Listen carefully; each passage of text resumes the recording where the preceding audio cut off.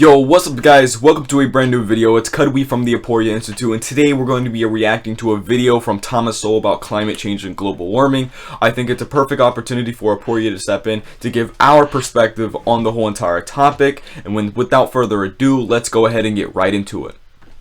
Again, intellectuals in society, there is a spontaneous demand from the larger society for the end products of engineering, medical, and scientific professions, but the demand for public intellectuals is largely manufactured by the public intellectuals themselves. Yes. Explain that.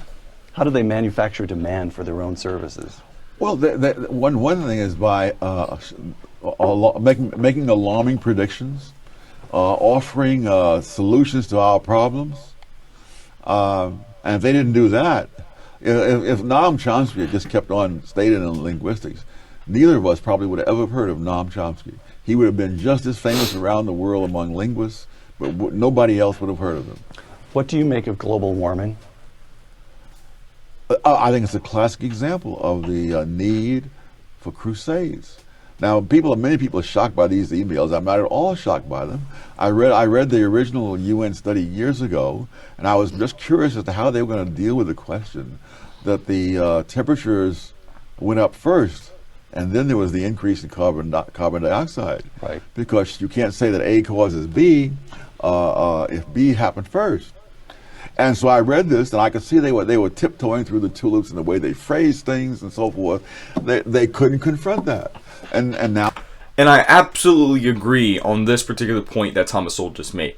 And I think there are tons of examples in which the climate change people and the global warming alarmists have a fact barrier where they can't directly address the fact because it's contradictory to their narrative and it's detrimental to their jobs and the amount of funding that they get. So what they would do is word their videos, their essays, their studies, or whatever in a particular way to try to get around that fact barrier. An example of this is a study that came out in the early 2010s that said Germany ran on 50% of renewable energy. Now, this study was used and was very popular in the US to justify more funding into renewable energy and environment-friendly energy, but the problem is that when you actually look at the study, Germany only ran on 50% of renewable energy within a time period of 15 minutes. The rest of it was backed by fossil fuel. This means at a small increment of time, a country can run on 50% of non-renewable energy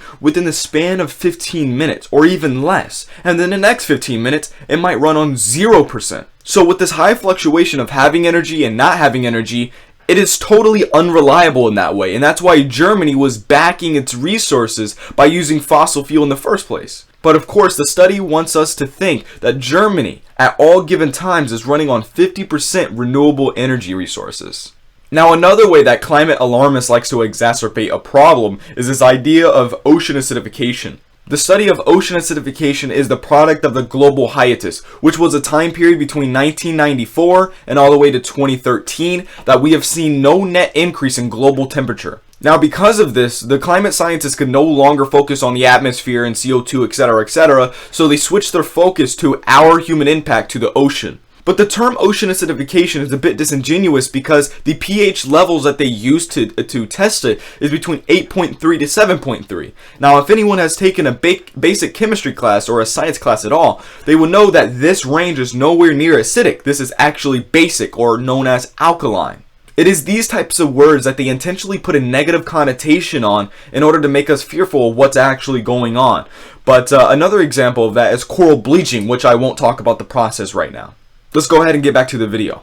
These things and so forth, they couldn't confront that.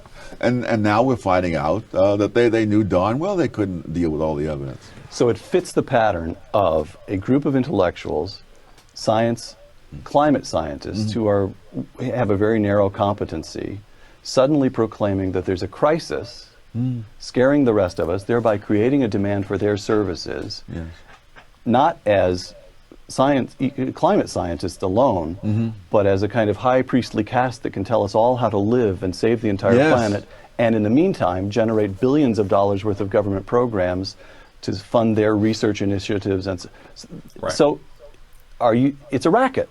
Yes. Yeah. All right. But again, you have to take account of the ability of human beings to rationalize. I'm sure there are scientists out there who believe some or much of what they're saying, and there are other scientists who believe the opposite. But the ones who are pushing global warming are doing their damnedest to make sure that those who believe the opposite don't get heard in the public. So wouldn't there should an example of this, I think the way to illustrate this is the debate culture. I think I don't know how often it is, but there are a lot of times in which a climate person who doesn't really believe in the idea of global warming will challenge someone else who does believe in global warming to a debate, and the person doesn't even accept it, or they totally ignore them, no matter how much money is on the table or whatnot. They just don't even want to give the person publicity at all. And I think that's a perfect example of what Thomas Sowell is illustrating. I'm pretty sure there's more extreme examples, but that's the one that comes to mind.